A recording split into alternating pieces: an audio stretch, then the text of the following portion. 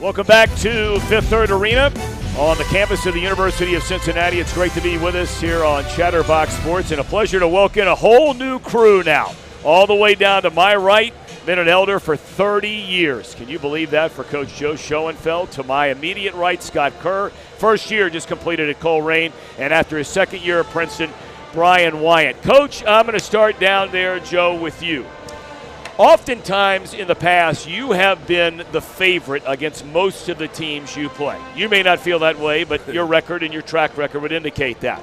Centerville is the overwhelming favorite in this game coming in against Lakota West, a team that is 14-10 on the year. They shocked the world by beating Lakota East last week. So here they are. I'm not going to ask you, is it tough to be the favorite, because everybody would like to, at least on paper, have the better team. But preparing your team as the favorite means what? I think if you got the right kids, which Coach Cups does, they're just going to be focused on what they do, and they're not going to worry too much about a particular opponent. I think they're just going to come out and try to play their style of game, which is outstanding motion offense and good solid defense, switching man-to-man defense. And so I think they just sort of focus on I think they'll focus mostly on what they do, and most of the time that's probably the best plan. I mean, there's some certain players on West you got to be careful with for sure. I think that they're just going to try to focus on playing their particular game, and I think that's probably the safest way to avoid any crazy ups and downs throughout those type of games. Now, you guys both played against this Lakota West team twice during the season. I want to start with you. They have the great scorer. There's no question about that, averaging nearly 30 points a game. What challenges could they present to Centerville to sort of flip the script a little bit? Well, they do a good job with, obviously, Nate Dukovic scoring the ball, but Will Layfield is a really good job being a complimentary scorer for them. Their role players, I think, do a good job at staying within themselves and trying to make plays that they're capable of doing. The Barber kid goes and does the dirty work for them. Their guards are getting better and better as the season goes on. They're really young. Yeah. They play sophomores, freshmen back there in the backcourt, so they've gotten better as the season's gone on. Obviously, the Dukovic, if he gets it going, it doesn't, other teams, doesn't matter what their defense does. He's used to being the focal point. He's used to other teams trying to take him away. And if he gets it going, I mean, he can fill it up in a hurry and really keep Lakota West in games. I'm curious, when you're getting ready to face a guy like that, who scores at that, it's hard in a high school game to average almost 30 points a game. I mean, those are just incredible numbers. Youth, and Coach made reference to it, they have one senior on this Lakota West team. Nobody expected they would be here. So if you're the underdog, conversely, right, are you kind of playing with house money? Would you try a few things maybe you haven't done during the year?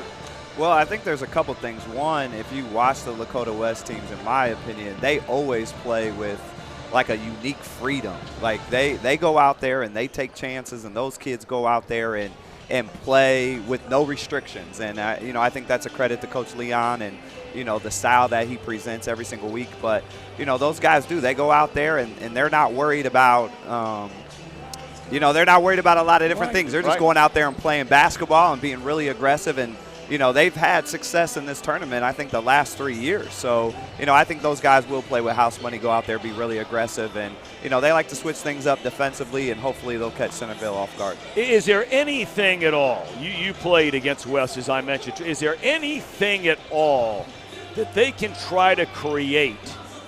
I mean, do they want to slow it down? Do they want this to be a game in the 40s, even though it's not their style? Like you said, they play with a freedom, and they just kind of go out there and get after people. Now, they did against Fairfield. Also, next game later tonight, Fairfield playing. But against Fairfield, they did play a very deliberate style, middle of the season, and took Fairfield to overtime. So it's not that they can't change their kind of offensive approach. They can.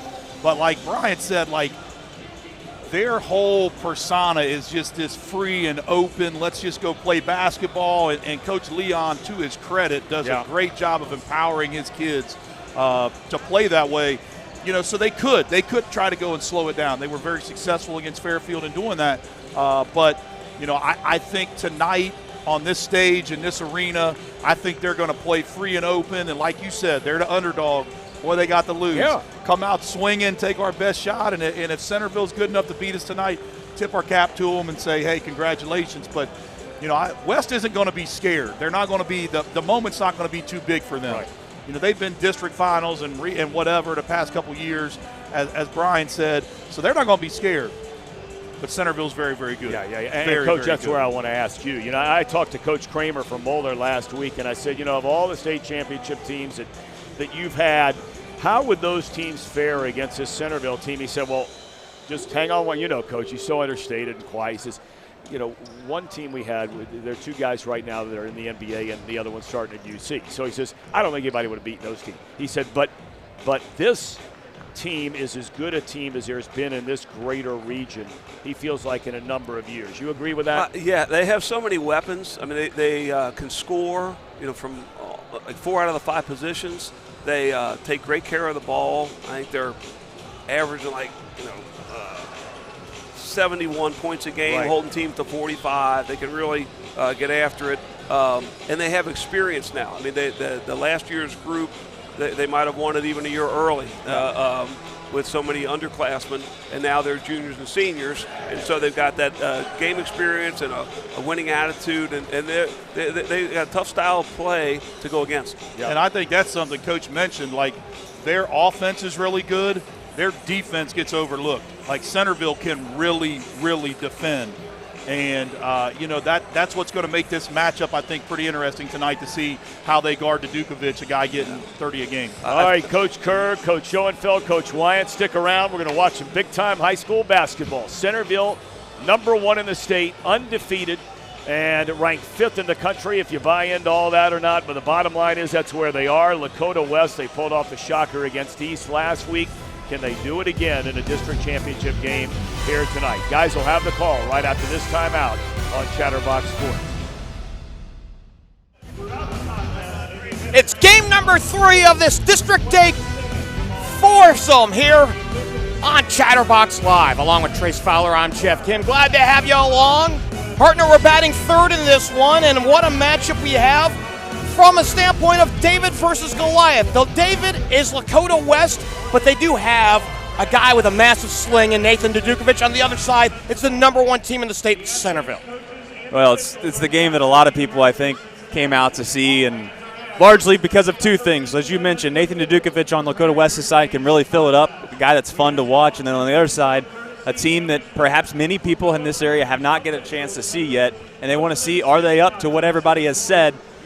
And the answer for the most part has been yes. The question is in a 36-minute basketball game, anything can happen. You've seen it happen time and time again in March, and it just so happens to be March. And we'll see if Lakota West can find a way to put that glass slipper on. To get here, it was the Cincinnati 11-seed Lakota West defeating the 6-seed Lakota East a week ago on Friday in the Cincinnati 4 sectional, 73-59. Nathan Dukovic led the way with 35 points, his second straight 30-point effort. Meanwhile, the beat rolls on for the Dayton top seed Centerville, blowing out the 12-seed Tecumseh 72-15. Quinn Hafner had 6 trays in that game for a game-high 18 points.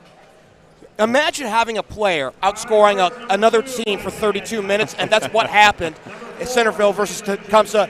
Quinn Hafner, and also Rich Rolfe also had 15 in that game, so it could have been Rolfe, it could have been Hafner. It didn't matter. Pick your poison. Centerville rolled on. Yeah, Centerville team's a team that really at this point has been circled for, I would say, for years. Since Cups was probably a freshman, you got House when he was a sophomore. They kind of circled the wagon and said these guys are going to be really good when these guys are here. Well, they rose and came a little bit early, right? I think they were probably 1 year ahead of schedule. Mm-hmm. Last year they kind of made their name, obviously, by winning the state championship, knocking off that Moeller team that everybody thought perhaps was unbeatable. And then now you come into this year and they have had not a single ounce of second guessing of whether or not this basketball team is the best team in the state. Now the question is, are they one of the top 5 teams perhaps in the country because of their schedule? And you start to look at their schedule and you realize they're not just beating high school teams, they're beating prep teams. They're beating the teams that essentially are on the top of those AP top 25 lists. Let's give you the starting lineups here in this one. First for Lakota West, 14-10. They are the 11th seed. Out of Cincy 4, Jim Leon in his 4th year at the program, 49-49. Overall in 28 years, 500 wins. He just got that against East. The guards, 1, Bryson Curry, 5'10", a sophomore. 3, William Layfield, 6'4", a senior. And 13, Nathan Dudukovic, 6'3", a junior guard. Up front, it's number 10, Jason Lavender at 6'3", a junior. And 21, Christopher Barber is 6'3", a junior. For the Elks of Centerville, 25-0. 14-0 in the G-Walk, the 1 seed, the top seed out of Dayton 1. Brooke Cups, the head coach, 9th year at Centerville, 174-65. The guards, number 0, Gabe Cups, his son, 6'2", a junior. 1, Quinn Hafner, 6'2", a senior. And 12, Tom House, 6'6", a senior. Up front, it's number 4, Emmanuel Deng at 6'2", a junior. And 24, Rich Rolfe, 6'7", a senior. Partner, as we look at the Centerville lineup, their big 3, as we have dubbed them, average a composite 55 points. All 3 of them are going to Division I colleges. Yeah, and they all stand out in their own individual ways. Cups is a guy that comes to mind. First thing I think about is on-ball defense. You know, I think that obviously he can fill it up. Don't get me wrong, he's a good offensive player, and I think he can get better. For those that have maybe watched college basketball for quite some time, I've said this oftentimes, and this is a high praise for this man. But I think he models his game, in my opinion, around a guy like Aaron Kraft, back with the Buckeyes a few years ago. It just gets up in your grill, and he's just going to be an incredible on-ball defender, and he's going to take away more than likely one of your best players. We'll see if he matches up with the Dudukovic or not. House is a guy that was a swimmer, right? I'm sure you'll get into that as we go, and he's just kind of starting to feel his way through this basketball thing. And then Rich Rolfe's a guy that I think at this point is kind of I don't want to say a question mark, but he has such a high ceiling, and it's a question of how close can he get to that ceiling. Earlier this year, they played in the Fly Into the Hoop tournament against a big powerhouse, and he came out and led them in scoring and kind of pushed them on their way to continue that streak of undefeated season. West will go left to right. They'll track the east side bucket. It's the white uniforms with the gold trim and black numerals for the Elks. Tap is controlled by Centerville, and away we go here in Centerville. It's Cups with the ball, top of the key, checked by Bryson Curry. He'll play. Ryan Kiefer got the start and now plays Emmanuel Deng. Deng returns it up high. Cups the point guard. 7.5 assists a ball game. Stuck at the free throw line. Getting his first touch is House. Outside. Roll for 3 from the corner. No good. The rebound down to Kiefer, and Centerville will reset. Here's a launch 3 on the way. I think his foot was on the line, so they're going to give him a 2. But nonetheless, one thing to keep in mind here during this basketball game is the Lakota West is going to have to find a way to rebound the basketball. They cannot allow Centerville to get second and third chance opportunities on the offensive end. So Cups with the first bucket, averaging 14 a ball game, 2-0 Centerville. Lakota West on the attack. They're wearing the red uniforms with the white numerals and trim. Right now, Deng has the defensive assignment of Dudukovic. And Dudukovic has the ball, working on Deng, left of the lane, now back outside. It goes to Barber, who hands it off, and they keep it around the arc on the weave. Curry has it top of the key. House gives him some space. Second the free throw line, high-low, nice spin, Barber. Low left, puts it up, tries to tie it up, no good, it's out of bounds. Looks like they might get Deng here on the floor, we'll see. And we do. It's a hold down low on Emmanuel Deng. That's his first and the team's first. Coming with 6:44 left to go here in this opening period. 2-0 Centerville. Curry looking to toss in. It comes way up high to Barber. Right at the center jump circle, where the Cincinnati Bearcats C is at. It's Curry with the ball.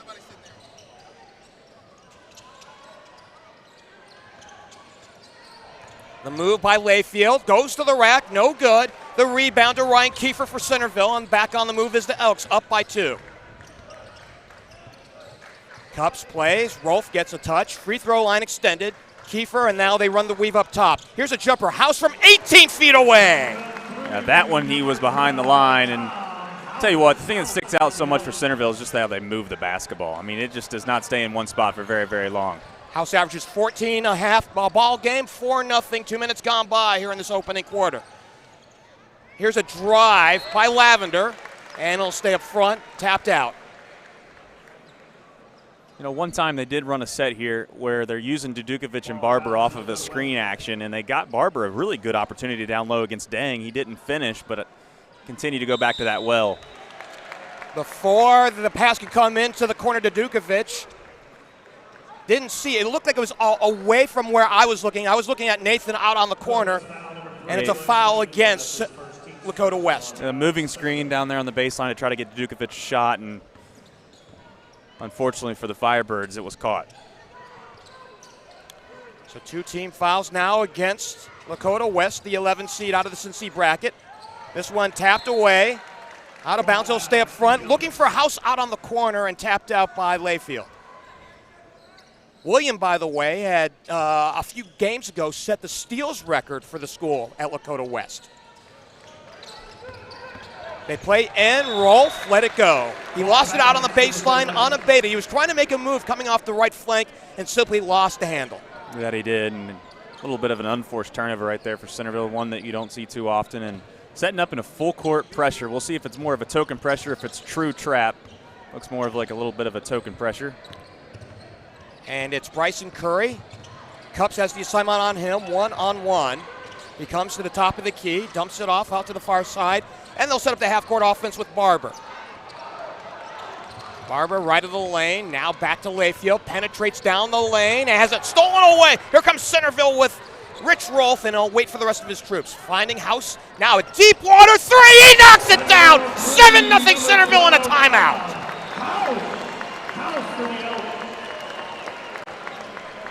Well, you can see here on the replay right now, Rich Rolf pulled up from the 5th Third logo, and there's not a whole lot that you can do when a guy does something like that to you. And I'll tell you what, we mentioned it before, the kid's just starting to kind of find his stride, in my opinion, with the game of basketball. It doesn't mean that he obviously didn't play it beforehand, but he took swimming very, very seriously, and rightfully so. He's a very, very good swimmer, but kind of put that to the side, focused on basketball, and you can kind of see his game take leaps and bounds of progress, and we'll see.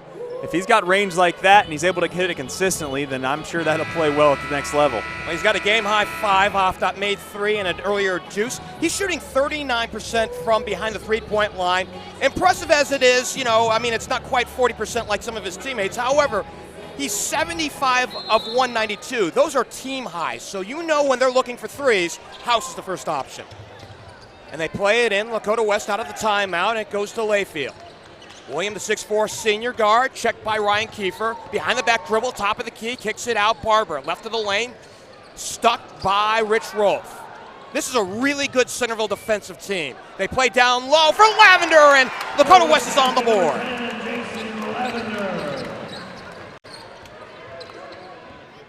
Breaks the 7-0 run, 7-2. Here's a drive, Rolf to the rack, fouled on the way up. Yeah, good ball movement by Centerville, really getting the defense out of assignment, and as soon as he felt like he had a lane, he took it right down the middle, and Barber was just a step too late, and he's going to go to the line for 2 as Rolf. So Barber the foul, that's his first free throw in and out. Rolf is a really good free throw shooter typically, 81.5%, coming in 31 of 38. He's leading the team in scoring this year, by the way, 18 a ball game. Rolf on the back end makes 1 of 2. And he's in the book, 8-2. And again, we see token full court pressure. We'll see if they break off. They do, and the point guard, Bryson Curry, has the ball, working around Cups up into the front court. Plays Barber up high on the left, checked by Rich Rolf. Now drives in on Rolf, kicks it out, and now charge. Yeah, from Lakota West's perspective, I don't know, taking nothing away from Barber, but I'm not sure you want Barber out there playing point guard for you on that far outside of the lane. And they've really done, I don't want to say a poor job, but that's the first thing that comes to mind of really utilizing Dukovic off of screens and trying to get him some open looks. So far, it's just been dribble drive to the lane, and if you have something, you can give it up. But more times than not, they've not given it up. That's 2 on Barber. It's Cups, top of the key, working on Curry, and now plays to the newcomer, Kyle Kenny. Kenny gets a quick touch out to House. Beg your pardon, Rolf. Now to House up top. Works on Layfield. Here's a deep 3 for Cups. He knocks it down. Tell you what, Centerville is going to be impossible to beat if they hit outside shots like that. They shoot 44.5% as a team from behind the arc. 12-2, our first double-digit lead of the ball game. Off the curl, it's Layfield in the lane, and now we got some contact, a whistle down low. Centerville is just such a good on-ball defending team that the way that Lakota West tries to operate on the offensive end just does not bode well for guys that are not point guards. I mean, they just have too many good defenders that are going to take the ball away. Ball thrown in from the baseline. It'll stay up front. It comes up high. It goes to Jason Lavender. Works in on Cups. Throws up the runner. Off the back end. No good. And here comes Centerville on the move. They'll wait. Cups up high on the right. Has it. Thinking about three. Will not trigger. Quinn Hafner playing outside on the other end. It goes back to Rolf. Now they play it back up on top to the point guard Cups. He triggers right of the key for three. Around the arc and no good. The rebound goes to Curry and he'll come up unabated. Now working on House, penetrates, kicks it out. Catch and release, Layfield from long range. Back iron and out. And it's another Centerville rebound, and they want to move in a hurry. It's Cups in the lane to the rack, he goes! And another timeout with 2:53 left to go here in this first period, 14-2. Yeah, you can see on the replay here, just far too easy. The guy catches the ball right around the mid-court stripe, and he really just takes 2, 3, 4 dribbles, and no one contests him going to the lane. And give Cups credit for obviously being the aggressor there, but it's been far too easy for this Centerville Elks ball club, and they don't need it to be easy, right? I mean, they already accomplish great things when there's a good defensive team in front of them, and right now they don't have a very good defensive team in front of them. Centerville on a tail of the tape, averaging just over 71 points a ball game, only allowing 45 points a ball game. That's a plus 26.3. Lakota West on the other side, 62.5 points a ball game, but they give up about 56.5. That's a plus 6. So obviously, hey, Lakota West doing good throughout the course of the season, but this is different. This is Centerville. Yeah, I mean, of course, the opponent obviously will dictate some of the numbers there, but at the same time, you know, I'm not I'm not forecasting the fact that they could come back and win this game, but I am saying that Lakota West is much better than 14-2 with 2:53 left in the first quarter. Something to mention on this, Nathan Dudukovic has yet to trigger a shot. Right. Out of the timeout, Lakota West with Jason Lavender will trigger. He plays Bryson Curry. He'll come up the left lane and now up into the forecourt. Works on Tom House, who's got the height advantage on him at 6'6". Bounce pass to the wing, and it's controlled. It stays up in the hands. Drew Minnick got a touch, who came in on a dead ball ago. It's Layfield now coming baseline, shut off by Hafner. Plays to Dukovic, 15 feet away. We were wondering. Well, I'll be honest with you. I would just give Dukovic the ball and let him bring it down the floor and try to create his own shot. And a three back the other way for Kyle Kenny. 17-4. Bryson Curry, top of the key, checked by Cups. Can't get around Gabe, now finds the middle. Sends it outside, Layfield for three, back iron and out. Loose ball, saved by Lavender. Actually a foot on the line, and we'll have the other way with 1:59 left to go here in this first period. 17-4. I want to get back to the last thing you had mentioned, you know, especially with the Dukovic, who can fill it up from long range in a hurry. He had 35 in the last game, 36 in the game before. The old line from Dumb and Dumber comes to mind. So you're saying that there's a chance? There's a chance. Well, that chance has slowly gone away. It was slim to none, and some folks might say Slim already left town. House, it rims out. Tapped out, saved by Centerville. Here's House on the reverb. He pumps straight on. A high-low, actually a pass to Kyle Kenny. Yeah, ball got tipped by Dukovic from the outside from House's perspective, and a good recognition from Centerville to be able to put the ball right back in the hole. 19-4 with 1:27 to go here in this first.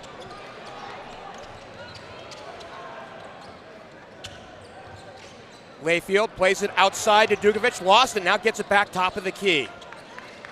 They played down to the corner and threw it away. An unforced turnover, you can't have those, as Lavender was looking down on the sideline for Layfield and it got by him on the corner. Well, I'm not sure what start I expected Lakota West to come out and have, but I certainly wasn't expecting this. Well, it's a fast-paced offensive half-court set for Centerville, and I don't want to say it's caught Lakota West off guard. They're just trying to keep up.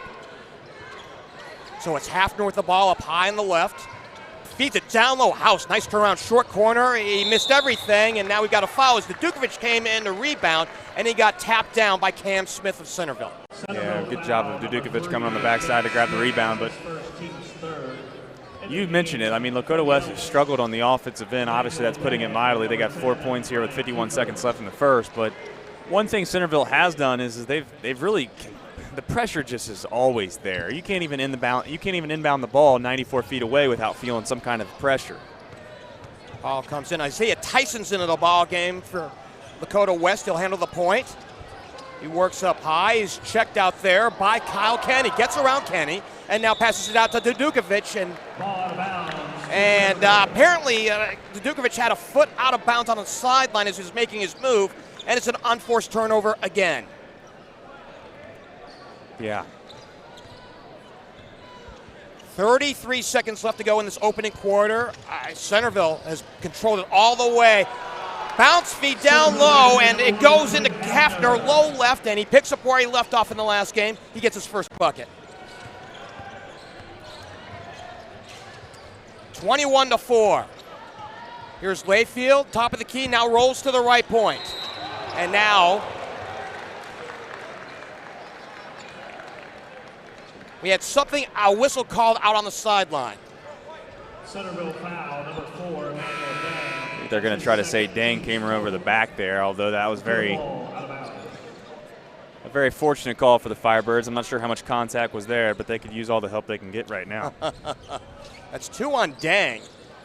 The throw-in goes to Layfield. He lost it out on the corner, and it's another turnover, this time with 8.4 seconds left to go. 21-4.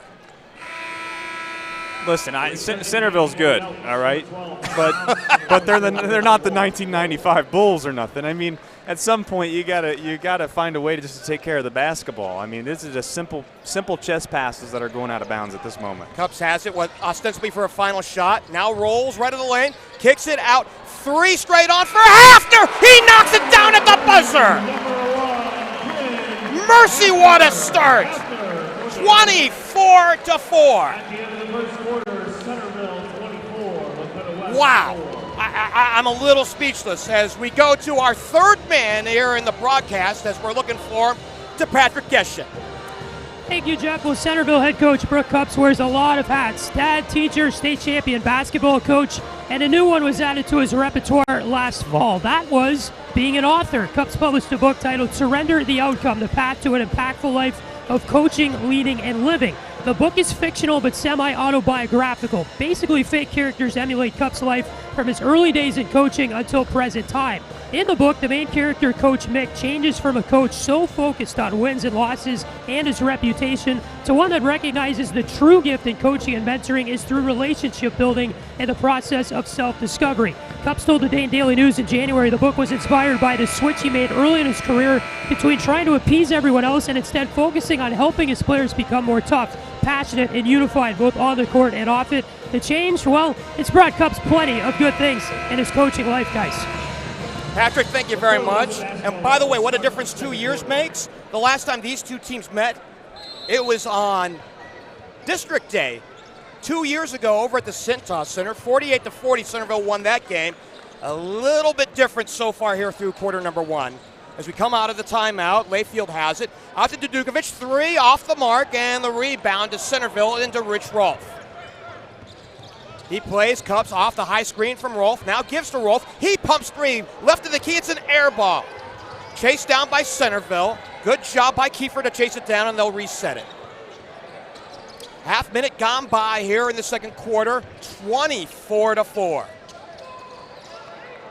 House is open. Right of the key for 3. He knocks it down. He's got 8, and we've got to stop. It's like we got a little bit of a delay of game warning for Centerville. Ball just kind of got kicked off of a foot and went out of bounds, so they're just going to basically state that there's a warning there. I don't foresee that being much of an issue, to be quite frank, for Centerville. Here's Tyson with the ball, works on Cupps. Now gives to Layfield, and before that can happen, we've got a foul. Up high with 7:16 left to go till halftime. And it's on Cupps, a little hand check on the ball handler, and Gay picks up his first. By the way, team foul situation, 5 for Centerville. So if there's something that Brook Cups would like to see, it's less fouls here for the rest of the half. 3 for Lakota West. They've all been aggressive fouls, though. I don't think there's really been any bad fouls, if you will. Layfield stuck at the free throw line. Outside Lavender triggers 3. He knocks it down. Lavender has 5 in the book, averaging 7.5 a ball game, 27-7. Rolf puts it on the deck. Feeds inside. House down low left. He turns around. Short corner. Oh, that's a pretty teardrop. Look at Centerville. Centerville's playing so free right now. I know during the pregame show, obviously the coaches up top were talking about how Lakota West plays free. Centerville is just playing absolutely flawless basketball right now on the offensive end. It's a clinic. 29-7 with 6:34 to go. Drive, Tyson. Outside to Dukovic. Right side, 3. He left it short off the side. Cups the rebound, up ahead in a hurry. Outside, Hafner opens up with a 3 of his own. He left it too long this time, and the backside board goes to Lakota West. Another 3, downs. This time, Dukovic scores. All Southwest District makes it 29-10. Cups to the rim, rejected at the rim by Dukovic. And we got a foul with 5:56 left to go. I don't know if there was a foul, just contact. No call there, and a ball tapped out of bounds. Last touch by Centerville as Cups was making his move. Yeah, you can see there, Cups looked like he was going to almost throw it down and kind of lost the handle of it, went over top of the rim, and I think that was the right call, bounced off of what appeared to be Kiefer. So here's Tyson working on Cups. We had wondered coming on in who would have the assignment on who, because Cups had been such a great defender. This one tapped out, and we head the other way. Again, another bad pass out to the sideline, not retrieved. I don't know if it's a greased pig out there with the ball, but that's what it seems like for Lakota West here so far in these minutes. And it's not when Centerville has it. It's Kyle Kenny with the ball. Plays Quinn Hafner up high on the right, now to House. Looking inside, stays outside, gives to Kyle Kenny, top of the key. Check by Dukovic, back inside. House puts it up mid-post, no good. And we've got a foul on the floor with 5:28 left to go till halftime. Yeah, that whistle came a little late for my liking, but I do think that obviously it was clearly a foul. I just didn't know if it was one of those situations where the referee waited to blow the whistle to see if the ball was going to go in or not. Obviously, you shouldn't do that, but I know that that is something that seems to be done from time to time. No good on the first free throw. Layfield has 2 personals, so he'll have to come out, and Bryson Curry, the starting point guard, will take his place. We had mentioned Dukovic, as he had the last bucket on the other side, and 1 of 2 for House. He's had 6 30-point-plus games this year. 6. He's going to have to get going in a hurry here to get that 7th game, but Centerville just is so difficult. I mean, they just defend nonstop, and it's pretty much everybody defending nonstop. It's Curry, left of the lane, stuck, has a dribble back outside. Cannot shake Ryan Kiefer. Gets around Kiefer, now takes it to the rack, miss, no good. Rolf the rebound, and here comes Centerville. Here, the pass goes to Cups. Thinking about 3, nearly traveled, gives it right back to Kiefer, now plays back to Cups. Up high, off the screen by Kiefer. Dives into the lane, outside. 3 from the corner for Rolf, no good. Kiefer the rebound, the backside layup is good. Yeah, any outside shots that Centerville has missed, they've cleaned it up and done a good job of getting second chance opportunities to put the putback up inside the lane, and they've just, like I've said, they've dominated this game clearly. The score indicates it, but in every other estimate, they've just completely dominated. Lavender high off the window, no good. Here comes Centerville on a controlled 3 on 2. Looks like they'll wait. House sends it out.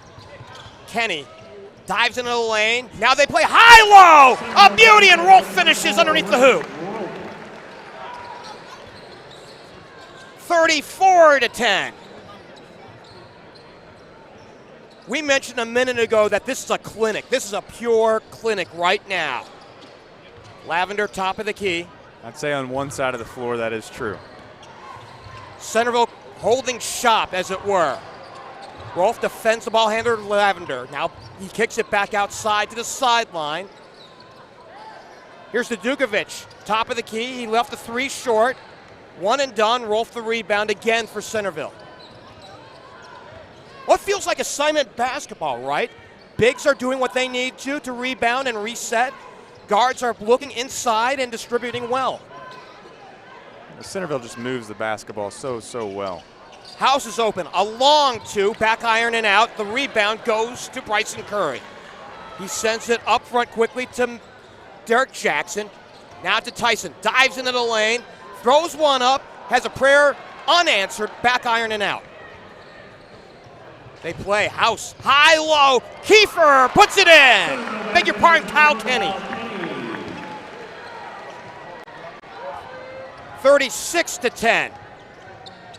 Lavender outside. Three from the corner by Jackson. Skips away, and the backside board goes to Cups. Will take it up front himself. Under 3 to play here in this first half. Cups left of the lane, dives into the baseline, now kicks it out. Rolf from the corner, a three, again, no good. The rebound for Centerville and a foul. As Kiefer went up strong and he was hammered underneath, it'll go to the line with 2:41 to play in this first half. I mean, Kiefer's done a good job. House has done a good job.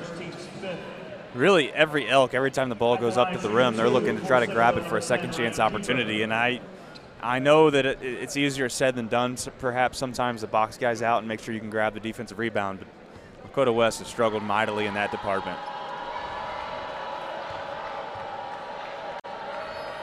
So Kiefer to the stripe, and a back iron out. So these front ends of ones and two shots actually hasn't been, that's probably the only thing that's gone wrong for Centerville tonight, that and maybe individual fouls. As a team this year, Centerville shooting 72.5% at the stripe. He misses them both. We got an official stop. Well, just as when you thought it might not be able to get any worse for Lakota West, they have a lane violation here. It's going to give another opportunity for Kiefer to knock down a second free throw.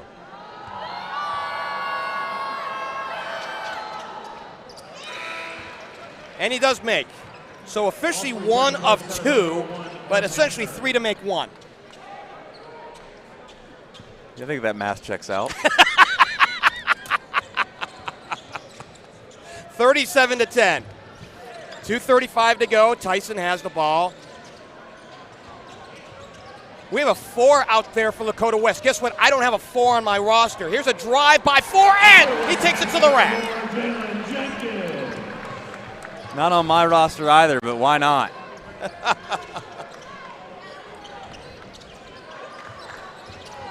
They play it down low. 3 from the corner. No good for Hafner. The reset to Cam Smith in the ballgame. 3 off the left side for House this time. No good. And we got a whistle underneath. Yeah, I think they're going to get Kenny on a reach around. Centerville foul, number 21, Kyle Kenny. That's his first team 6. Well, I think our great mystery right now is to find out who's wearing number 4 for Lakota West. Because he's in the book, and it's 37-12 with 2 minutes left to go here in this first half. Curry has it.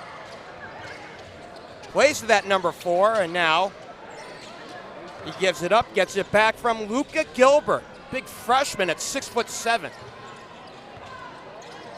Derek Jackson. Now they play outside. Long jumper to Dukovic, no good. Beg your pardon, not to Dukovic, but Luka Gilbert. They play inside, and a shot put up by Jackson is no good. Is it me, or is the entire starting 5 out for Lakota West? It is. Coach Leon just decided at some point if you're gonna have this type of performance, then I'm gonna get kids that are really, really young and experienced at this level and see what it's like to play against top level guys. House, nice step around, takes it to the hole. He is hammered out on the baseline by Derek Jackson. With 1:11 to play till halftime. Lakota West foul, number 12, Derek Jackson. That's his first team 6. 6 team fouls now on Lakota West, as opposed to also 6 now for Centerville. So Centerville's calmed down here a little bit in the second period, and House makes the first. 83% shooter at the line this year, and this has been the hallmark, right? Cups at 84%, House at 83. We've mentioned Rolf at 81.5.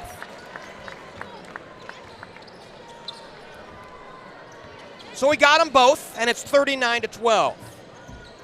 House has 13 in the book to lead all scores and also individually lead Lakota West. Here's a steal. House waits for the rest of his troops. Secondary break. Cam Smith to the rack. What a good job by House of recognizing he was going to have trailers coming down the lane, and he just basically pulled it out up top and dropped it right off. 4 has it out on the sideline, lost it out of bounds, and another unforced turnover. And give Smith credit for running the floor too. Oftentimes big men might, put their head down and jog back down to the other end and just assume that the play was over. Cam Smith running from rim to rim and gets a nice easy lay-in from House because of it. Well, that's a reward for effort, right? 100%. So it's Cups with the ball, handling point. Quinn Hafner has it up high on the right. Do you play for a final shot here? Well, it appears they might, just because they're trying to go through some actions, and I hate to say this, but I don't know if it really matters. Kenny has the ball right of the center jump circle. 14 on the clock. Cups regains it, and now he dribbles back up on high. Now he'll reset the offense, working on Tyson. Rolls around him, out to the sideline. Now cuts in, pumps from the elbow, 15 feet away. No good. The rebound, Cam Smith for 2 at the buzzer.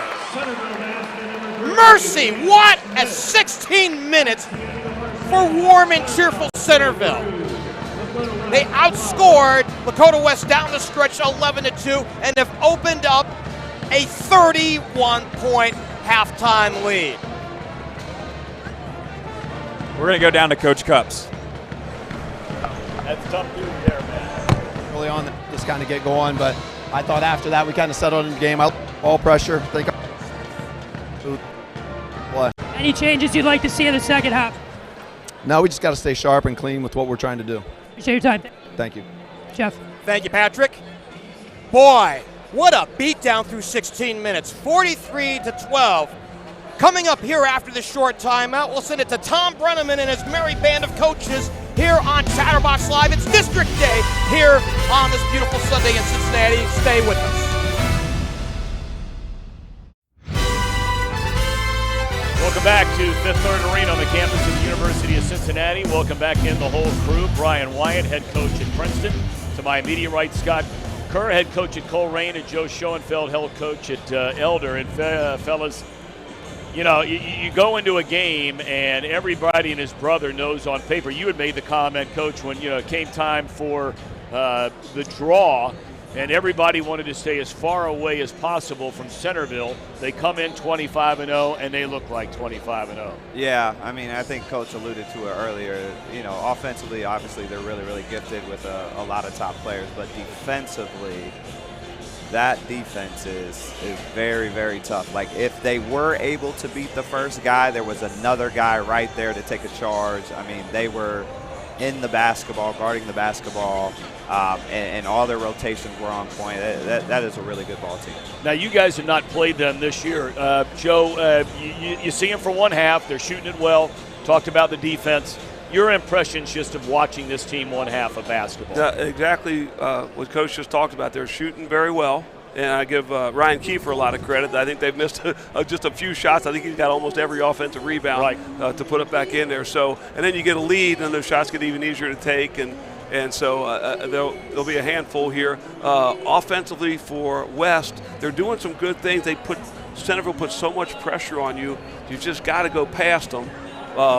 But they might have to try to land on 2 feet once in a while and see if they can kick the ball to the next guy. I just don't know if West has enough shooters to take advantage of that. But I think they're trying to do the right stuff to get in there. It's just going to be hard for Dukovic to get, come off a down screen. He's never going to get open that way. So whatever West can think of some other ideas to have him be a screener or go screen a little bit or let him set a ball screen just to try something different and try to get the ball in his hands because he's so important for the West team. I don't care how long you've coached or where you've coached. You're not going to have great teams every single year. You're going to go through years where you have a tough year. Your first year coming back, you know exactly what I'm talking about, Coach. And so, this year you took your lumps in one of the best conferences in the state of Ohio, if not the entire Midwest and the entire country.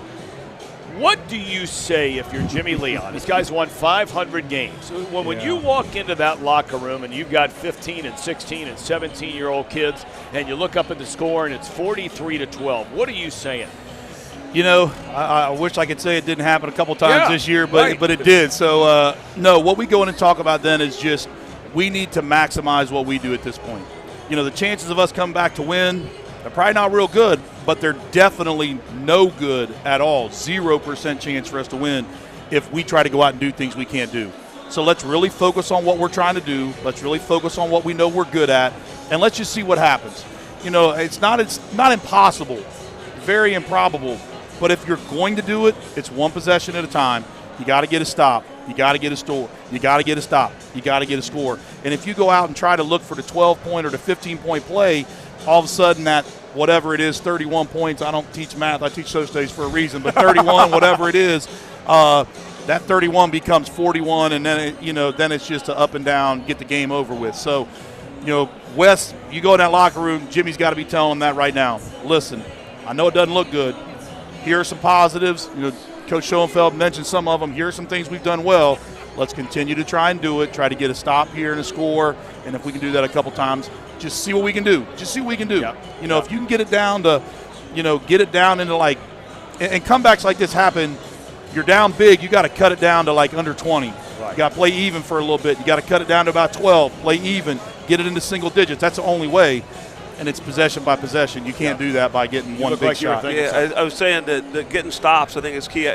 West just keeps taking the ball out of bounds and going against that set defense. And that's the strength of the West team is getting it out in transition. So if they can just get a couple stops, get a couple hoops, get a couple open looks where that defense gets set, I think that will be important for them if they can do it. But it's a tough task.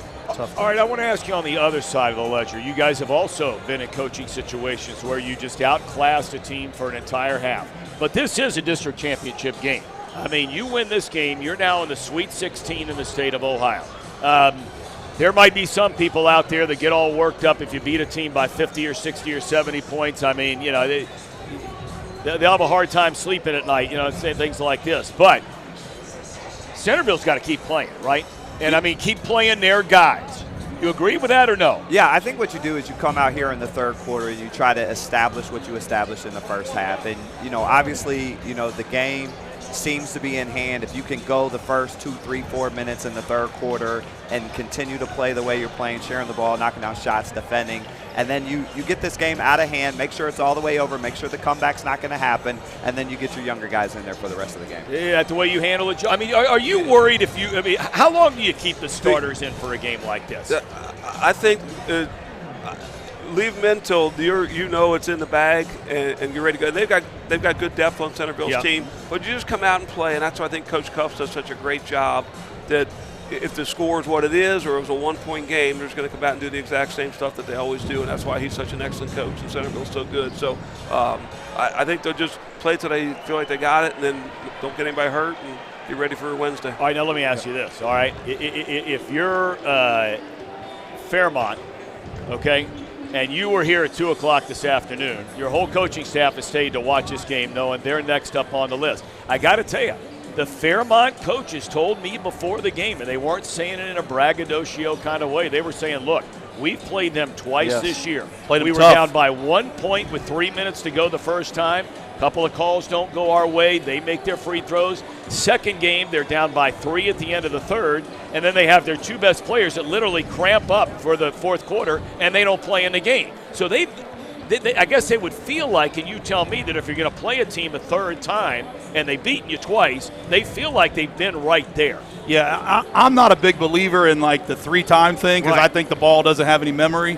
But what I will say is when you're familiar with an opponent, they don't look quite so intimidating sometimes. Right. You've played them, whether it's close, you won one, they whatever. Familiarity might breed contempt, but it also breeds a little bit of like relaxation. Like, hey, we've played these guys before. We know they're good. We know we're pretty good, and we can hang with them, so let's go take our shot. So, the Fairmont guys, I'm sure they're not looking at it like we are with the score. Right. They're more focused on what matchups can we try to exploit again, what worked really well.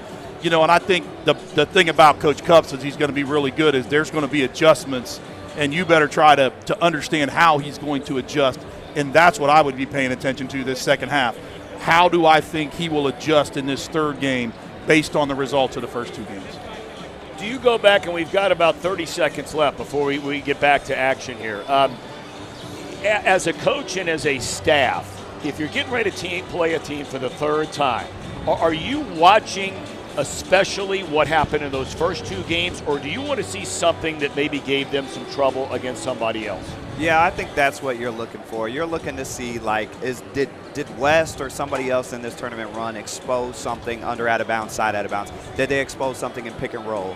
Was there a way they guarded a screen that you feel can open up something for your shooter? So, you know, like Coach said, you're not really watching like the game. You're just watching the intricacies inside the game, under out of bounds, side out of bounds, pick and roll, how they guard screens. And if you feel like you can expose something that they're doing that somebody else did, then it will help you out in that game. All right, fellas, we're going to kick it back to the fellas waiting downstairs, and we're just about 30 seconds away from the second half.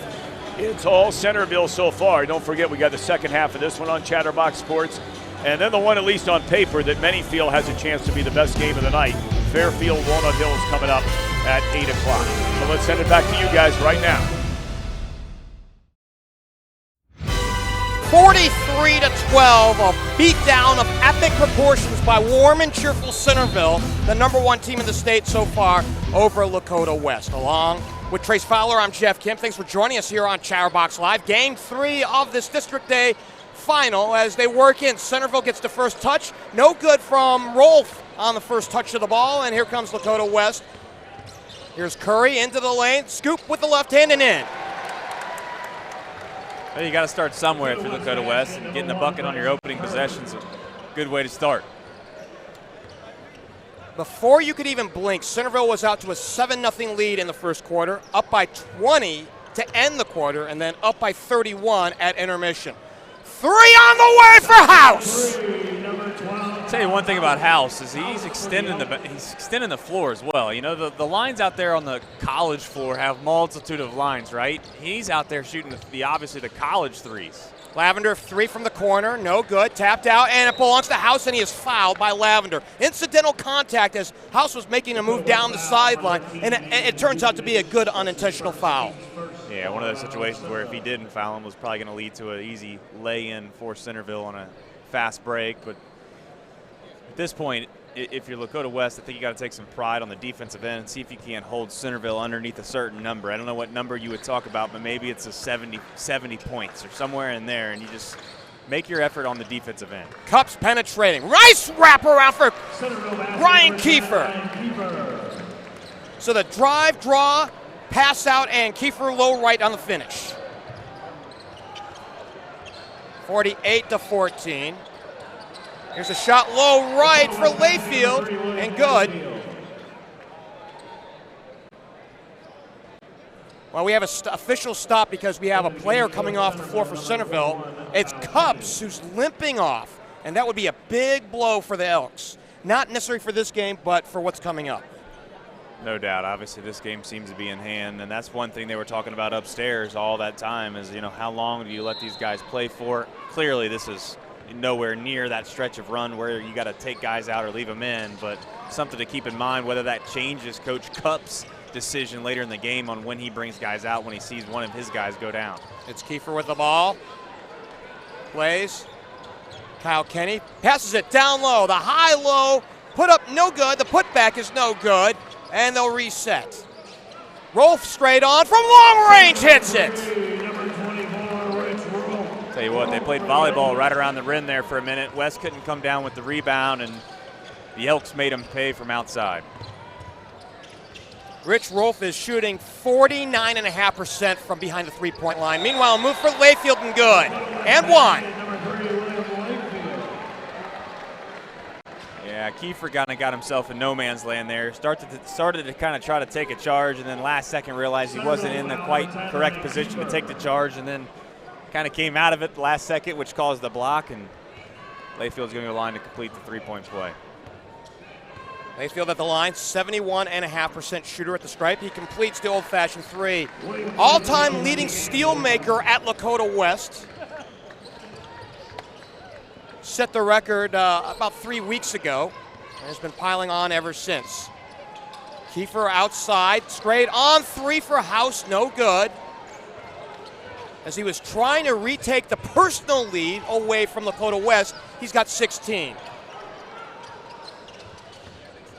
51-19. Oh, nice dump off, and Barber low right finishes.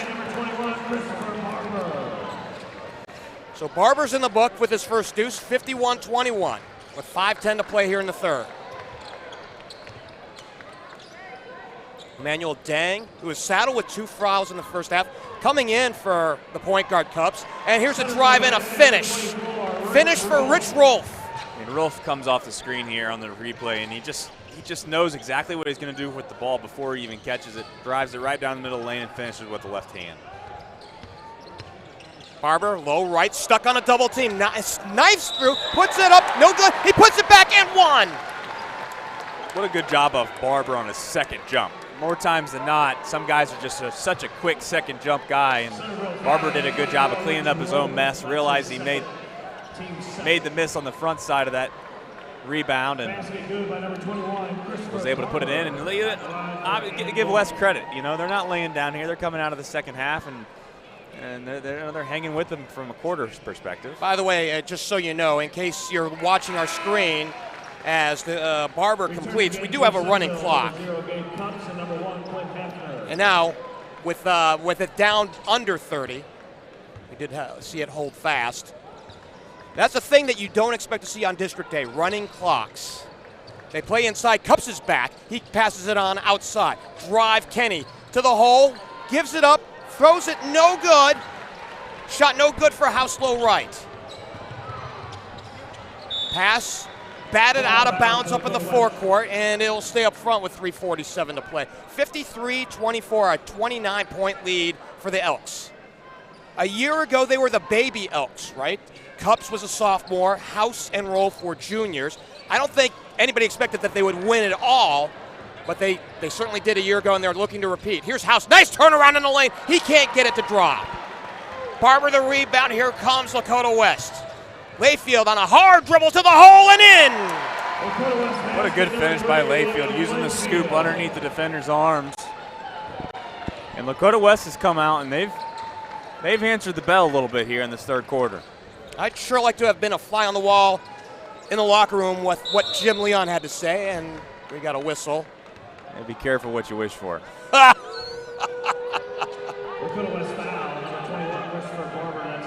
So fouls on Barber, that's his third. I don't want the conversation directed to me, I just wanted to be the fly on the wall. Understand. House has it out of the dead ball, and they'll play it, return it up top. Kyle Kenny up high on the left has yet it to put it on the deck. Checked by Dudukovic, and now plays Quinn Hafner. House gets a brief touch, and now reversing it for Rolfe, gives it up. Hafner stuck low left on a dribble drive, back outside. Rolfe misses on the three. Is it Karam's left and goes out to Isaiah Tyson. Now to Dukovic in the lane to the rack, has his way blocked by Rolfe, and this one tapped out. He'll stay up front. So I couldn't tell if Rolfe was out of bounds on that one when he got it away from him. I think they just said the ball hit the floor after the block on the baseline. So it stays up front. Layfield has it. Checked by Cups. Glad to see that he's okay. That ankle clearly not bothering him now. Tyson returns. Barber now out back to Layfield. Shake and bake right of the lane. Stuck by House. Out to Barber, left of the lane.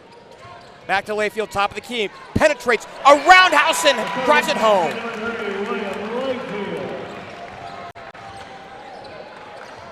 53-28. I think this was a little bit more of the game we thought we would see in the first quarter. And the jumper 15 feet away by Cubs, and we've got another timeout with 2:14 left to go. Yeah, I mean, West is obviously much more competitive this quarter, but when Centerville's getting jump shots like that, guys in their face, I mean, unbeatable is a strong word, but that's the word that comes to mind. So believe it or not, West has outscored Centerville so far in this third, 16-12. Take it for what it's worth. It's a small victory, but a victory nonetheless. And coming into this ball game, Centerville had played 100 quarters, 25 games, no overtimes, so 100 quarters. They had won outright in 75 of those quarters. In other words, no ties, no deficits, a lead after 75 of those individual quarters this year. That's astounding. Yeah, it's getting it done. It shows the consistency, if more than anything, right? I mean, it's one thing to play a streaky half of basketball and then come out the second half and not play as well. They got their work cut out for them here to keep that quarter momentum alive. Yeah, they've got 2 so far in this game.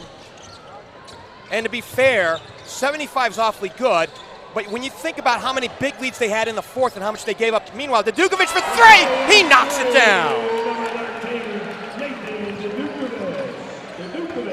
His second trifecta of the night, 55-31. So going back to the last point, when you think about, oh boy, and they play flash into Cups, and he scores again. That's what makes Centerville so impressive. I mean, they come down and run so many offensive sets that get them such good looks. They just give up a 3 down here to Dukovic with a hand in his face, what seems like such a difficult shot to hit, and then they come right back down the floor and they have an easy lay-in. By the way, as we're talking about how good Centerville has been just holistically throughout the season, 3 for a Hafner. He left it short. The rebound to Barber, up ahead to Dukovic. Drives off the left flank, pumps short corner, 15 feet out, no good, tapped out. It belongs to Dukovic. Across the lane, back to Layfield. He lost it, he got it back. Drops it off. Shot put up and in for Jason Lavender. And the ball taken away to Dukovic for 3. Back iron and out, no good. Lavender lays it in. This is the Lakota West team that needed to start this basketball game and apply a little bit of game pressure here to Centerville, but unfortunately that's just not what happened. Cups was fouled as he was making his move up top. I think Curry, beg your pardon, Isaiah Tyson was in his way with 55.1 seconds left to go. Yeah. Beg your pardon, it's on Barber. Yeah, Barber kind of did shift his feet there a little bit on the block against Cups. Not a whole lot of contact in regards to they could have let him play on, but unfortunately for the Firebirds, they lost momentum there with a little bit of a personal foul. They play it in, and Emmanuel Deng low right. Yeah, very fortunate that Deng didn't get the and one right there. He did collapse to the floor. Shot and one! William Layfield on the jumper, 10 feet out. He'll go to the line for a bonus. Yeah, Layfield's come out here in this third quarter and just decided he's going to play free and fast and be very aggressive getting to the lane, and he's done a good job finishing around the hole here in this third quarter. And give West a lot of credit, man. I mean, they could have absolutely just laid low and came out in the second half and just decided not to compete, and they've done quite the opposite. They'd shown what's beating inside their chest so far. So Layfield, who's got 11 in the book, and no good. It feels like all the damages he's created has come here in the second half. Am I wrong? I think I have him down for 11 so far here in this quarter. So House plays, Kiefer, side pocket left. Looks inside, lives outside, gives to Rolf, gives it right back to Kiefer, and now plays to Quinn Hafner. Looks like they play for a final shot here, unless they get something really open underneath. 16 seconds to go here till the end of the third. Drive Hafner on the right lane, now drops it off. Ryan Kiefer, play it back outside for Cups. Cups directing traffic with 6 to play. He rolls, he kicks it out. House is open, 3, back iron and out. The rebound, Cups, and in! Count it! Wow! You're going to see right here on the replay just why you were so excited. Cups knows how much time's left on the clock, takes it from his shoelaces, throws it in the air, and he scores. Let's send it down to Patrick Geshin. Coach Jim Leon has had one of the most storied coaching careers in all of Southwest Ohio. Of course, that career became even more impactful 2 Fridays ago when Leon picked up his 500th career win in the sectional final win over Lakota East. Obviously, the entire Firebirds team was fired up for a variety of reasons after that game. Leon said on Twitter he is truly blessed and grateful, deeply appreciative of all the congratulations and well wishes from everyone who has impacted his coaching career. He told WCPO after the win, "I just love competition. I love being around young people, watching them develop, building their confidence, and having fun. It's just a great atmosphere to be in." West Athletic Director Hoffman chimed in saying, it's incredibly impressive to see Leon's love for kids and love of the game, especially at his age. Of course, Leon's career as a head coach began during the 1989-1990 season at Woodward, Jeff. Patrick, thank you very much. And believe it or not, Trace Fowler, Lakota West outscored Centerville in the third quarter, 25-18. It felt that way. I mean, they put up some points on the board. They obviously come out of halftime, play 2 full quarters, and have 12 or 13 points. Yeah, it was 43-12 at half. Yeah, I mean, you figure that out. There was a lethargy in the first 16 minutes that I can't describe, and of course Leon saw it and shelved his starting 5, and now we've got a whistle away from the ball right at the top of the key. They're going to get Kiefer here on a little bit of a foul. He's backing into Dukovic when he tried to come off of a little bit of a screen, but neither team in danger on fouls. 3 for Lakota West, 4 for Centerville. Layfield will trigger, side out of bounds just in front of us. He gives it up, he gets it back, he penetrates. He goes to the scoop shot, high off the window, no good. Rolf the rebound, and Centerville wants to run. Now I think they'll control things now with Cups, top of the key. West initially showed 2-3, and now it's a man defense. Drive, Cups, off the left flank to the rack, he goes! Good job of Cups, just realizing that he had the step on his man and had a clear open lane to the basket, and he took it. So he's got the last 4. Steal, Rolf to the rack, and he puts it up, and he missed the jump, but he puts it in. Ugh, mercy. You know things are going well when you blow the dunk and you still get the deuce.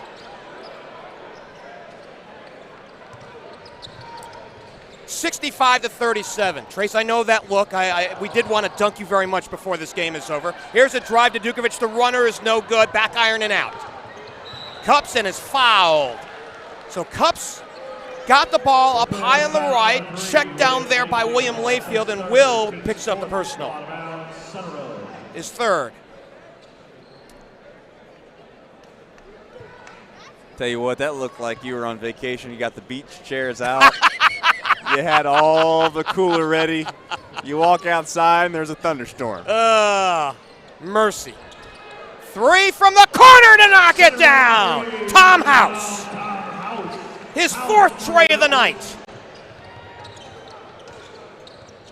68-37. That's a 31-point spread. Drive Layfield on a double team. Bounce past Lavender. Up high on the left.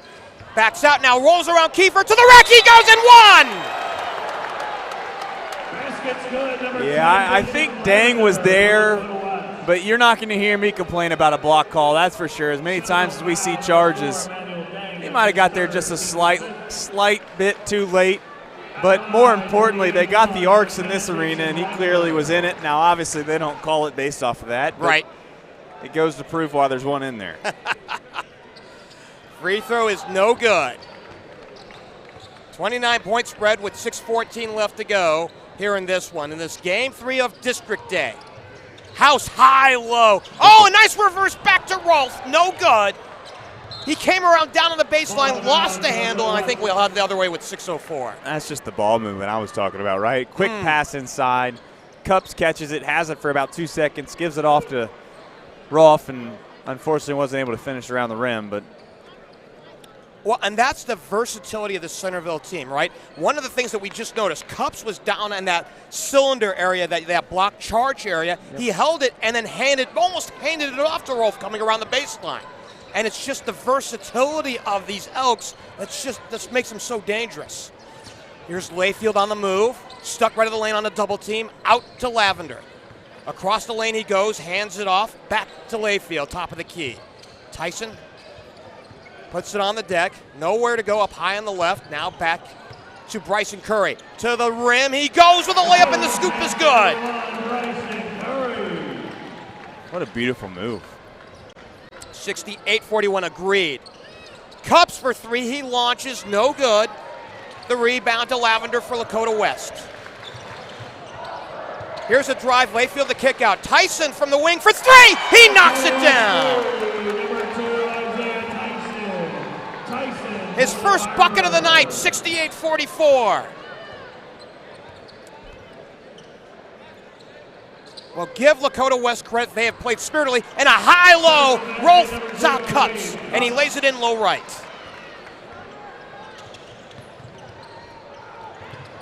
Back on the other side, Layfield with a deuce. I mean, these are incredible finishes around the rim right now, going on both sides. It's a layup drill right now. Here's Cups, right of the lane, kicks it out. 3 from the wing, it misses everything from House. So Layfield gets it on the backside, works in on Kiefer. Now he'll pump from long range. Right to the key! He knocks it down! And a timeout with 4:28 to play, 70-49. Well, this is the Spitfire that we had hoped to see in the first half. It's come a little too late, but give Lakota West credit for showing up here in the second half. Without question, Jeff. I don't know if you have the first quarter score, but ultimately, I mean, take a look at that first quarter score, 24-4. If you come out and just play decent basketball, like I said before to you right there at the end of that first quarter, I do think that Centerville's very good. But I said they're not the 90s Bulls. I mean, at some point you have to realize that you belong on the floor with them to a certain extent, and they just weren't competing at the level in which I knew they were capable of, Lakota West on that end. And you take that quarter away, and I know you can, obviously, 4-quarter game, you could do this all which ways, and you could say, well, ifs, ands, and buts, we're candy and nuts, everyone have a jolly good time. I understand. Sure. But at the same time, you take that first quarter away, 20 points, you look up at the scoreboard and you think, that's the difference. Well, and that's the thing, right? 24-4 after one quarter. That's a 20-point spread. We're at a 21-point spread right now. By rights, if you play anything in that first quarter, it's an even-Steven game. Yeah, or if you even if you're down 10 after the first quarter, you feel like you're somewhat in this basketball game, and you just can't be down 20. Kiefer has the ball. Beg your pardon, Cups has the ball. By the way, coming into the game, Gabe Cups had 183 assists to just 27 turnovers.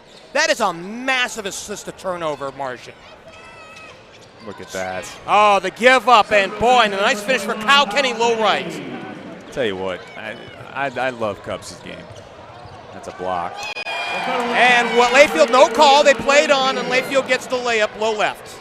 Yeah, Cups is fortunate there. They didn't call a block on him for the and one. And I tell you what, if this game was a little bit closer, I think they do blow that whistle, to be honest. On the catch is House, right of the key. High-low, a diagonal pass for Kenny. Back outside. House gives it up, gets it back from Kenny. Now Cups gets a touch, and now out to Quinn Hafner, side pocket right. He'll dribble back up on top and give it back to Cups. Up high on the left point. Rolf will get a touch, top of the key. Back to House, driving, penetrating to the rack. He goes!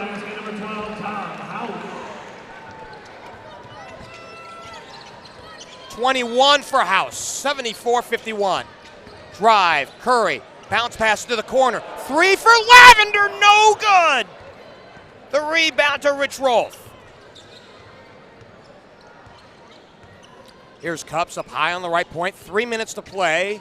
The winner of this one, and right now it's Centerville, they'll play Fairmont, who won the 2 o'clock game. You called that game with Tom Brenneman, and that was a pretty one. Meanwhile, speaking of pretty, high-low, Cups to Quinn Hafner. 76-51. It's Curry with the ball, 5'10" sophomore guard, looking down to the corner. Layfield returns it up high, Curry. Lakota West playing 4 out. They have Lavender at the free throw line. Tyson plays back, Lavender. Bad spacing. They give Dudukovic 15-footer, and it's good. Nice teardrop jump shot from the corner for Dudukovic.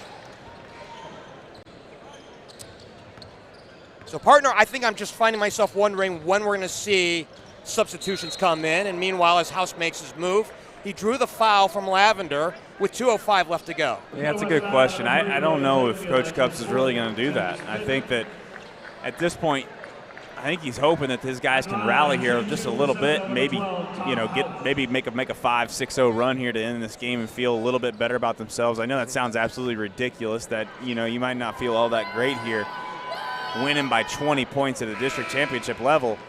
But let's face it, this second half, I'm sure, has been a little bit of a disappointment for Centerville. Rolf comes out, Cups comes out. They'll get the glad hand.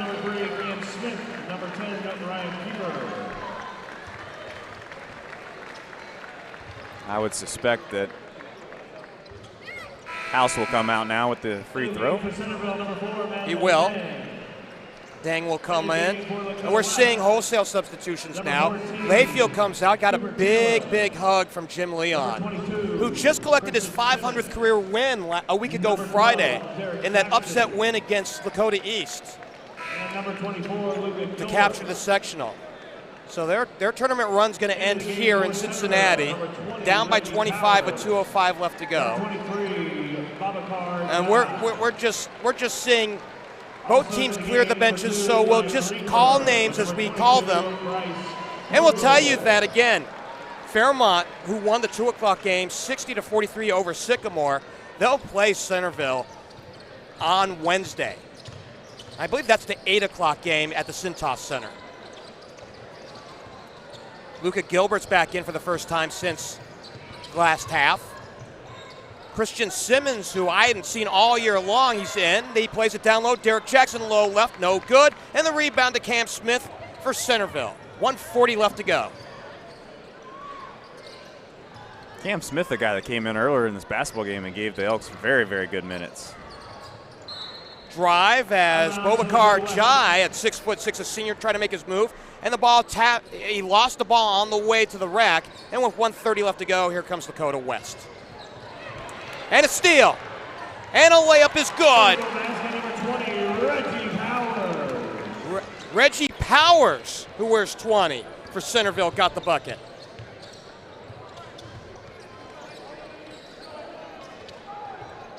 $80-53. And we got a little hand check up high on the left. Centerville foul number 22, Bryce Kogel. It's his first team 6th, ball out of bounds, Lakota West. I think we caught Bryce Vogel's name, who wears 22. He picks up the personal for Centerville. Honestly, we saw 10 names on Centerville's roster, and we didn't account for the JVs who would be on there, but sure enough, that's what we're seeing right now. 53 seconds left to play. Cooper Taylor puts it up, no good for Lakota West, and this one will stay up front. Last touched by Cam Smith. So Smith will come out, and Matt Wilkins will take his place in the Centerville lineup. And you really do need name tags at this point of the ball game, right? Yeah, you're a better man than I. Centerville will improve to 26-0. Firebirds will end their season at 14-12, and this one will stay up front with 38.1 left to go. We do understand that, you know, in calling audio for you, that we're not calling everything at this point, and it helps to do that. But we're at the point of the game with a 27-point lead that if we see a shot go up, we might not catch who it is.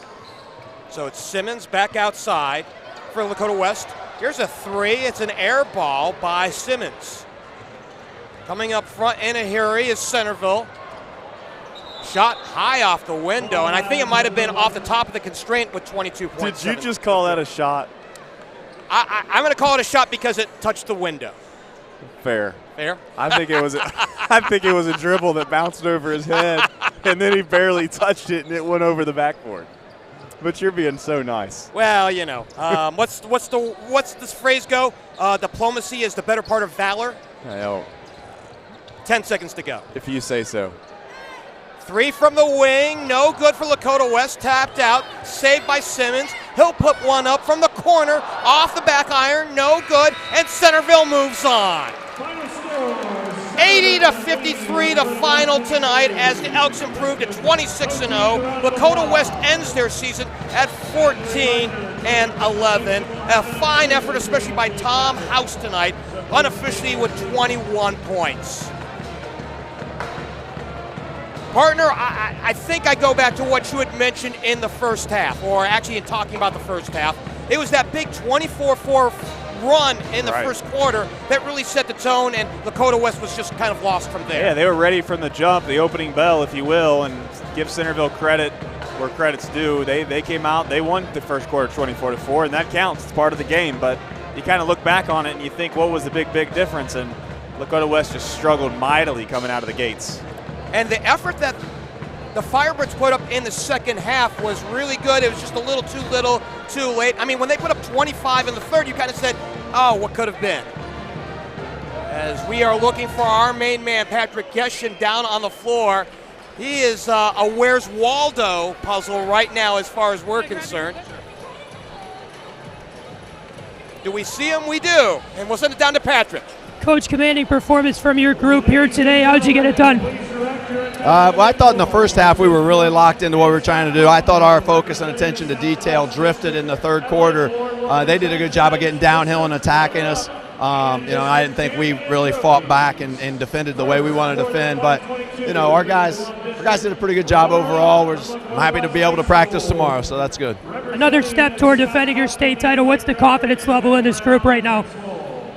We just take it day by day. I mean, we're going to go back tomorrow and try to get better. Haven't really thought too much about where our confidence level is.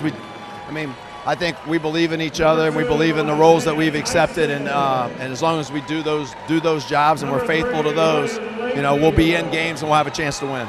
Congrats on the win, Coach. Thank you. Thank you. Patrick, thank you very much. And our thanks to Brooke Cups.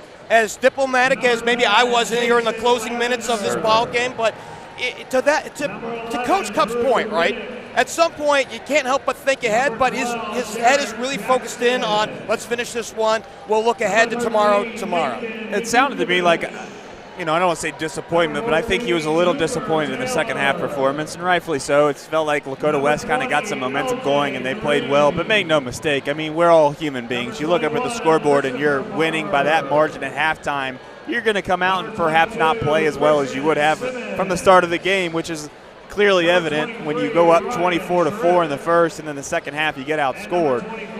But on the opposite side, give Lakota West some credit. I mean, they came out and they competed in the second half, but at the end of the day, quite frankly, it was just a mismatch. You have one team that is what I would say at an elite level, and you have Lakota West, who's been streaky throughout the year. They got hot, they won a couple tournament games, but as I've mentioned before, the Cinderella slipper or whatever you'd like to call it, it struck midnight today, and unfortunately they ran into a really, really good team. And I don't know if you gave them 100 tries. I know it sounds wild. I don't know if they beat them twice, maybe once. As a postscript to Centerville, they've now won 42 in a row, dating back to January of last season. The last time they lost was 400 days ago, and that was the St. Vincent St. Mary, who they actually beat this year, and that, at the last check I saw, the number one team in Division II. Centerville, aptly put, is really pretty good. Yeah, I think if you want to get down to it, those two teams that you just mentioned, St. Vincent St. Mary's and this Centerville team, more than likely most people would say are going to win their state championships combined. It'd be kind of cool if you got to see them play again, but I don't know if that's how it goes. We're seeing Scott Kaufman, who's the athletic director of Lakota West, addressing his own team. Now, of course, he's such a big part of Ohio High School Athletic Association, and so he's obviously addressing his own as his own, and to Jim Leon here as well. We do see the ladder on the opposite end, waiting for Centerville to claim their district strings, and they just were phenomenal. Again, kind of a quick recap on Centerville as we're waiting to see the Elks come back out on the floor. They ran out to a 7-0 lead to start off this ball game, expanded it to a double-digit lead with 2:53 left to go, 14-2 at that point, then 24-4 at the end of the first period, and I think that was Katie Barr the door. After the second quarter, when they went on a 19-8 run, after the first 16 minutes, they were up 43-12, a 31-point lead, a running clock at that point. Back came Lakota West, who scored 25 points in that third quarter, but they were down 61-37 after 3 periods, and then Centerville closed them out 19-16 in the final quarter to win 80-53 tonight and to go to a record of 26-0.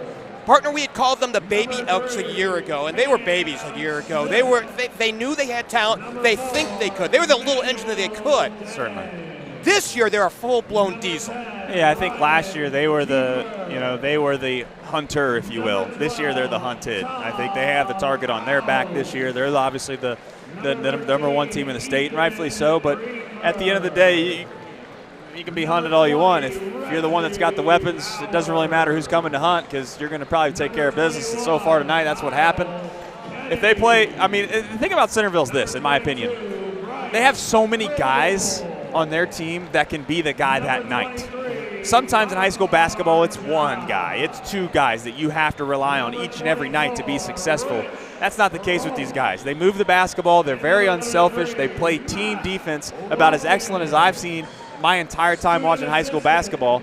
And at the end of the day, if you're going to beat them, you're going to have to play your very, very best for all 36 minutes, and that's a tall task to do for a lot of teams.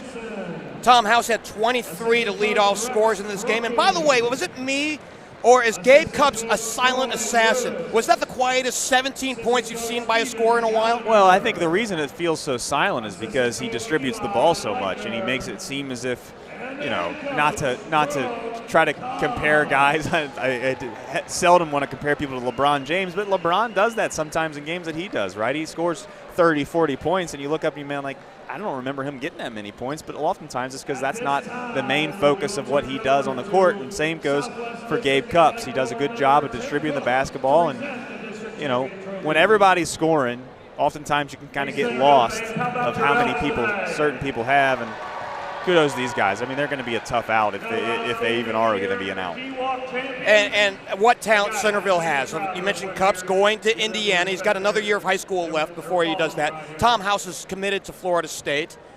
You and I we're marveling at how much weight he actually gained in the offseason, and he looks a little bit more able to withstand hits down in the low block. And Rich Rolfe is going to Drexel. That's out in Pennsylvania. 3 Division I college athletes, and they're getting honored right now with medals. And partner, I know that we cover the GMC, and we're partial to the greater Cincinnati area, and I don't want to diminish any of that. But it was really something special to see the number 1 team in the state out of Dayton tonight. Well, I mean, they're special to watch. I mean, they just do it's pretty basketball is what I would consider it, right? It's very unselfish, and oftentimes when you get to see a team play like this, it's a pleasure to watch. And looks like we're going to get Patrick Geshin here with an interview just after the photo op. But nonetheless, we'll keep an eye on Patrick as we talk through some things. But well, hey, there's so much to talk about despite a 27-point margin tonight. And we did mention this, speaking of margins, right? We did mention this during the game. When was the last time you saw a running clock on district day? You probably have to think back to 2 years ago, right, with Moeller. Yeah, never. It looks like he's going to have Cupps here just a second. And let's send it down to Patrick. Patrick. Here with Gabe Cupps. Gabe, what did it take to get this win today? Pretty commanding performance by your group. I mean, it was just a bunch of guys playing together. We knew what we had to do. We've had a whole week of practice to prepare for this game, so we came out in the first half ready, got up to that lead. That really helped us. Big step for you guys in defending the state title. What's the confidence level among the players right now? It's high. I mean, but obviously we believe in ourselves, but we're just trying to do our roles each and every night for those seniors that this is their last time, so we got to get it done for them. You guys didn't really get to play on a stage like this last year because of COVID. What's it like to come to a Division I arena with a place packed and play a game? Yeah, it's awesome. I mean, just grateful for the opportunity to do it. Awesome. Appreciate your time. Congrats. Thank you. Guys. Patrick, thank you very much. And as we begin to close things out, your final thoughts on this one. I tell you what I'd like to hear. I like to hear what the coaches said at halftime. I'm looking forward to see what they'll say after this. But I think the final thoughts for me is it is what I've said all along. Centerville they are as advertised. And you can say all you want about how they might not be flashy and they're gettable and all those things, but until they get got, I won't believe it. Well, partner, was glad to be back with you. I know we miss our man Sean Van Winkle, who's out on assignment, but glad that we got to see this one and watch the number 1 team in the state. Hey, and I guess you got the call with Tom coming up in game number 4. Yeah, hopefully we can get a good one. Amen to that. Walnut Hills and Fairfield should be fun. Want to thank our cast and crew here, at least to close up game number 3. Lerone Simmons up on the camera. Our production crew, Joe Meehan and Sean Spurlock, have been here all day. Out on the sideline, Patrick Geshin. And we've had a really fun one. Cam Kalick, I obviously did the camera work in game number 2 as well. We'll send it out to Tom Brenneman to close things out here in game number 3 and his merry band of coaches. For my partner, Chris Fowler, I'm Geoff Kim. Thank you so much here. Good night from Cincinnati. Schoenfeld, Coach Kerb, and Coach Wyatt. And Joe, we'll start with you. Look, Centerville, we talked about them at the beginning of the game. They were up by 31 at halftime. They closed the thing out in a big, big win. I think everybody was holding their breath. You were sitting next to me and you're saying, oh, man, it's the last thing in the world you want to see happen when the coach's kid goes down injured. And you're thinking, oh, God, that cannot happen. And thankfully he came back and he was okay. Yeah, it was a good second half overall. I was really happy for West. I thought that they had a real nice third quarter with such a young team. That's something, that experience that those guys can take with them. But, again, Centerville just too much, on offense and defense. But I was happy for West and Coach Leon to have a good showing here. That'll, I'm sure, propel those guys in the offseason into the next season. I mean, every time the Centerville team walks on the floor, Coach, I mean, they're the big dog. And Centerville, defending state champs, undefeated, ranked nationally, all that kind of thing. And they came out ready to go. Yeah, the one thing that I'll say about Coach Cups and his teams, and we've all played him at some point. Doesn't matter if it's the summer, the preseason, or regular season. His guys are always ready to go. They don't have a lot of off nights. If you beat them, you have to go beat them. And if a team is going to beat them this season, they're going to have to step on the court and they're going to have to go fight for 32 minutes and take it from them, because he does a great job with the scouting and the preparation. His kids are always just super motivated to go out there and prove that they're the best team.